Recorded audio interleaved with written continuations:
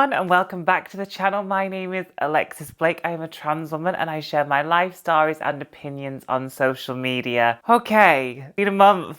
I've had FFS. Let's talk about it. First things first. Things are probably getting posted in random orders. I had pre-film content, so to everyone, there's not really been too much of many gaps in filming, but for me, this is the first time filming properly, sat down in the studio since my FFS in our new studio, which is really cool because we've moved house. So there's a lot that's changed, but I know you all just here to see before and after pictures. We're going to compare, contrast side by side so you can really see the whole thing. That will be later on in the video. But first, I want to talk about the surgery itself and then the actual recovery process, because that is something that I did not research enough myself. Waking up from surgery, it was more intense than I expected. I think I went into this quite naive. I had 4 procedures in one day, all on my face. It was quite overwhelming and intense. Just if you didn't know, if you've not seen any of the other content, I had a Trachea Shave, sliding Genioplasty, so they made my chin more round, more forward, and dropped it down to make it more balanced with my face. I had a Rhinoplasty and I had a type 3 forehead reconstruction where this bone was shaved, these bones were shaved, this was shaved, and my hairline was lifted, my brows were lifted, everything was lifted. So quite a lot. And I think I woke up from surgery and I was like, oh, this is surgery. So that's just something to bear in mind. If FFS is something you're gonna do, it's quite intense. I haven't even mentioned yet where I had my face surgery done. I went to Facialteam in Marbella, Spain. Before and afters are phenomenal. They keep you looking like you, but a more soft and natural, beautiful version. That's what I wanted. I didn't want to go and have this surgery and look like a different person. So a lot of people are like, wow, you look the same but softer, or some people even saying I'm struggling to see the difference. So when we go to the before and afters, I think it's much more clearer there. So recovery wise, the first sort of day or two is intense. You sleep a lot on a lot of medication and it's not painful. I don't want to say I was in pain. Uncomfortable. For me, for instance, for the first night, I had my whole head bandaged. I had splints in my nose. Everything was packed and pressed and compressed. I had an ice mask on my face, on and off. There was a lot going on. And because I'd TMI, but after surgery I threw up, so I couldn't have water for quite a while. Do you know what? Because the anaesthetic had upset my stomach. So that was another thing as well, which is not a normal thing. So I think the first sort of night wasn't great, but then every day got better, bit better by bit better. And by day 4, I was feeling pretty okay. I could get up, I could walk around. I wasn't like uncomfortable all the time, which was really, really good. Being away from home is another thing as well that's, I don't want to say hard, but being in another country, having major surgery. Oh, hello, who's messaging me? Argos. Being away from home, excuse me. Being away from home and having major surgery is quite a big feat in itself. So going with someone that you love and who can help sort of take care of you and help as you get your sort of strength back, that is super important. So I was super glad to have my fiancé Liam with me there. Something really important to bear in mind. One thing that I can't recommend Facialteam enough for is the aftercare. I feel like with some of my other surgeries, not all of them, but a couple of my other surgeries that were abroad, it did feel a little bit like in, done, go, like on a conveyor belt, go, and after you're done and dusted, they give you your medication, you're sent away, and they don't care. Whereas with Facialteam, you're obviously in hospital for a couple of days, and then even when you're back in the accommodation, you go to have nurse checkup appointments every single day. You have a final consultation before you fly home. They really look after you and make you feel safe and cared for. That's one thing that I absolutely loved. Obviously, having major maxillofacial surgery, so there was a lot of bone work, having that level of care, can't recommend them enough. So, one unexpected thing that I'm still sort of surprised by is how long it takes to recover from FFS. So I have had, like I said, other surgeries, but this one, it's now just past over a month. It's actually technically a little bit over a month, if I'm being completely honest. I'm still not like back to my normal full 100% self. I'm like 95% there, but the last 5% of like just sort of fitness and just being able to do all my daily activities as fully normal as possible, I'm still not quite there, but it is major surgery, and I think I didn't plan for that or expect that or think that. So when the time came for us to move house on week 3 of my recovery, I couldn't do anything, so I felt really bad in that. And then once we're in, it's just, I get frustrated, and I think a lot of us do. Do you know when you've just been sat down for a long time, you want to get up and do this and do that, and your body's like, you need to still like recover, like there's a lot here to recover from. So that's something I want to talk about as well. Okay, I've blathered on it, no, blabbered, blabber.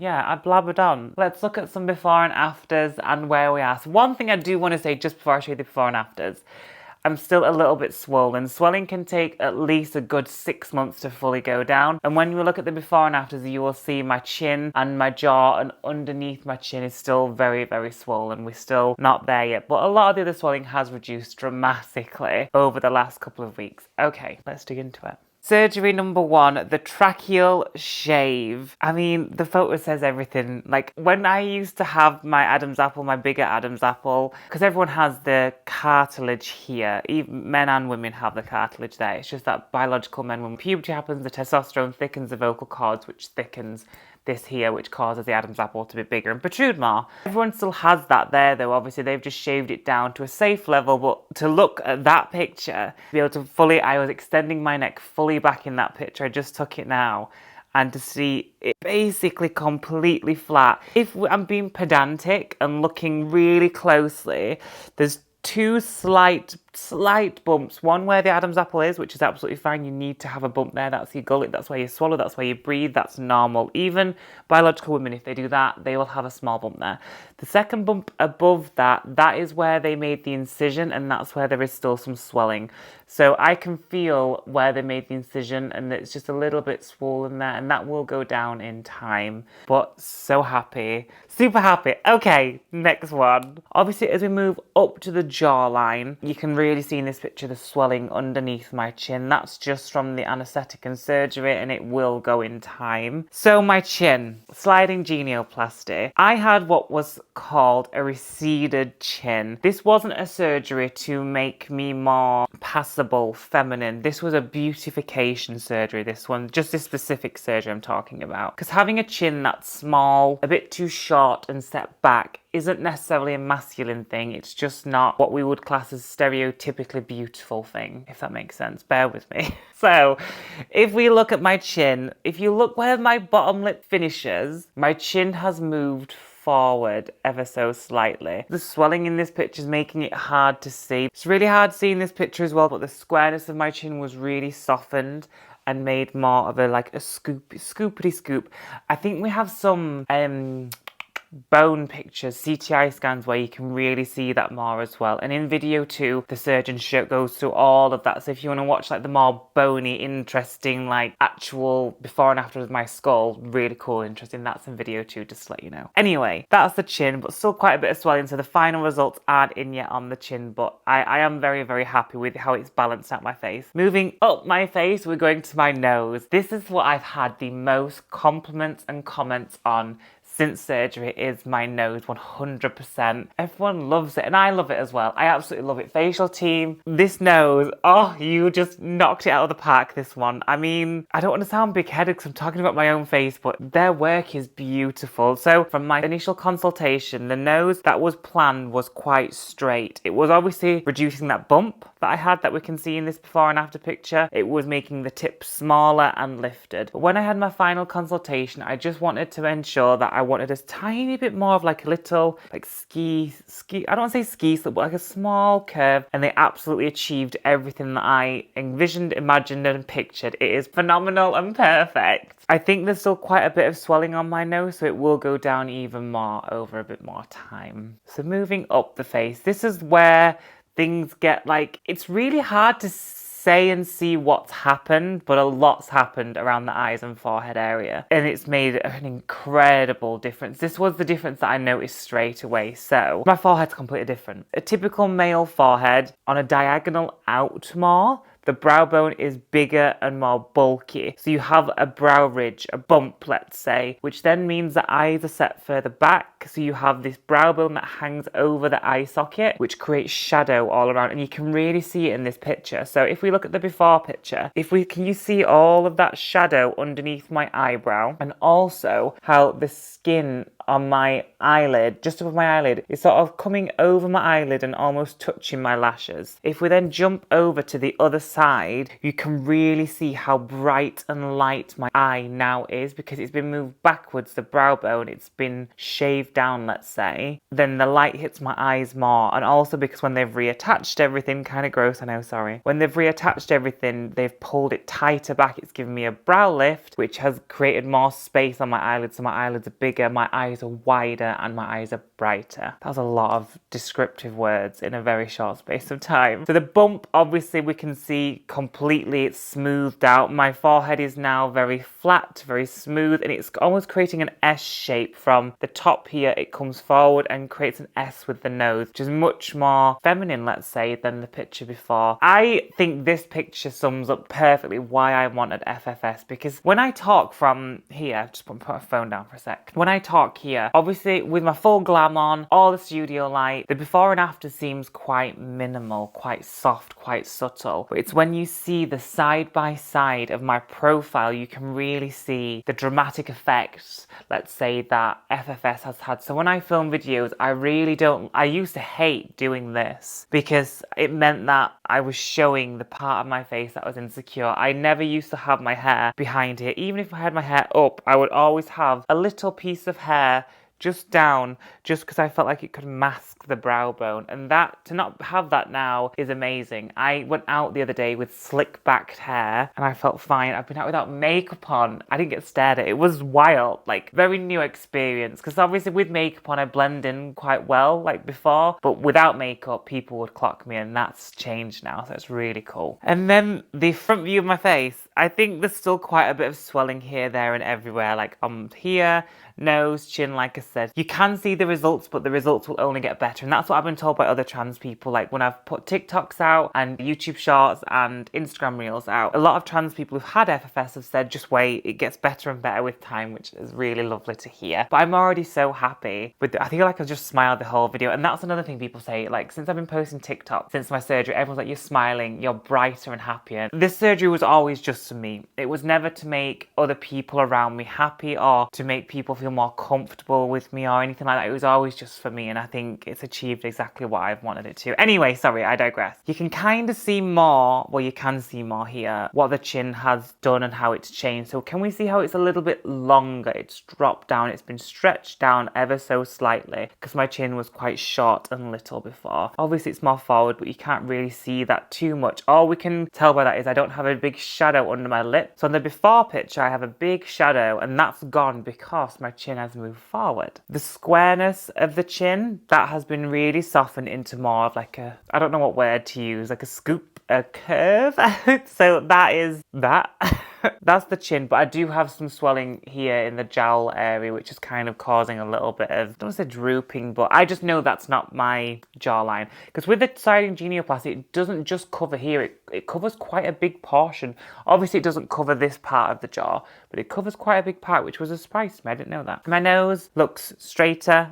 This is the thing with the nose, obviously, from dead straight on, it just looks a little smaller and a lot straighter. On the first picture, obviously my hair's a bit more pulled back, but it's quite a square forehead, but on the second picture it's much more of a sort of ovally circle. My hairline was technically too low from my hair transplant that I had. I love my hairline, I'm very lucky with it, with my hair transplant, but it was quite low. But because of the scar was back here, it has all been pulled back and it lifted my forehead up and my hairline back, which I'm much happy with. So, eyebrow lift, again, something else I didn't expect. I remember looking at my brows after surgery, because in the before picture I had quite thin arched brows. Because they'd been lifted, what I would say like a good half an inch, that's what it felt like they'd been lifted. I looked like I was constantly like doing this, like constantly surprised and shocked because of the brow lift. So I've had to try and grow them out and fill them in lower down to sort of balance it out a little bit, which I think I'm getting there with them. But just the light hitting my eyes, more eyelid space, brighter again. I mean, the pictures kind of show, I feel like I'm explaining like what you can see, but I'm really happy with everything, and I'm trying to think if I have any critiques. Would I change anything about my FFS, and would I do it again? No, I wouldn't change anything. I'm really happy with the results. Obviously, I've not seen the full final result due to the little bit of swelling that's left, but I'm really happy with what the surgery has done. I still look like me, but it's just soft. after and more naturally feminine, I guess.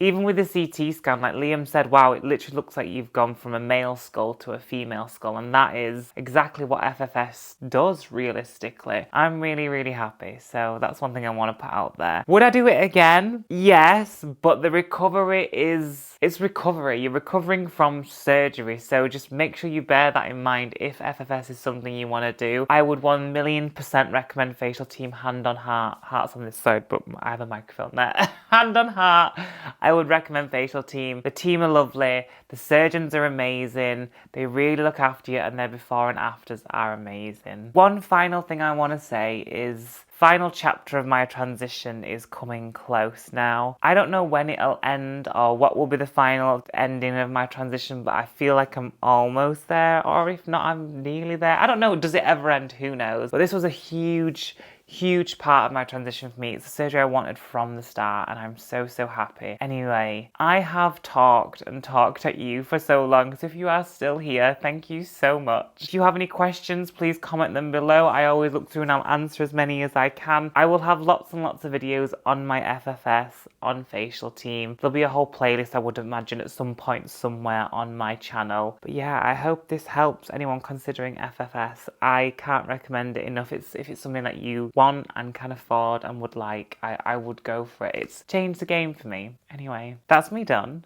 Thank you so much for listening. If you did enjoy this kind of content, please make sure you hit that no, that's not it. That's not it, one bit. If you did enjoy this kind of content, please like, subscribe, and hit that notification bell. I post 1 to 2 videos every single week. We are back in the swing of things now, so the content will be becoming more regular. Just because of my recovery and the house move, things have been a bit harder to film and get out. Anyway, thank you so much for watching, and I will see you guys in the next video. Goodbye. Bye.